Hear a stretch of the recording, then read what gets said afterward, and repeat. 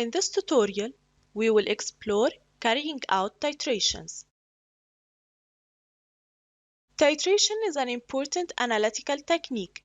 In this video, we will define titration, we will list the glassware used in titration, and then we will describe the procedure.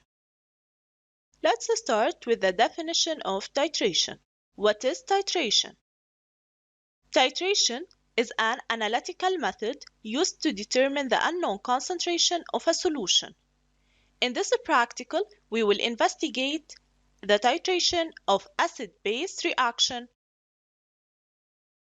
So actually, we will find out how much acid should be added to neutralize a known volume of the base or of the alkali, or even the other way around. So how much alkali should be added to neutralize a known volume of the acid.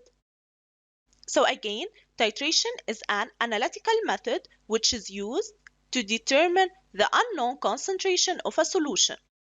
So if we know exactly how much acid and alkali react together, then we can calculate the unknown concentration of a solution. This is the apparatus used for titration. This is a burette and this is a conical flask. Let's describe how to set up this apparatus. The glassware that will be used is a volumetric pipette. To fill a volumetric pipette, you will need also a pipette filler. This is the pipette filler. You will use the pipette to measure exactly a given volume of the alkali, and then this volume will be transferred to a conical flask.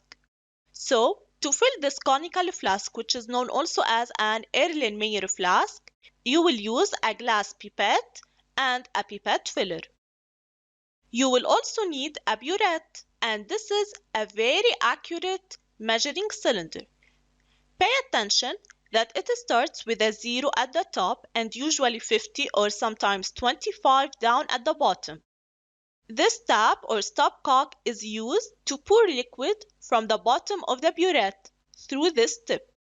So now you have the apparatus of titration. In the next tutorial, we will explore the procedure of titration and some safety precautions.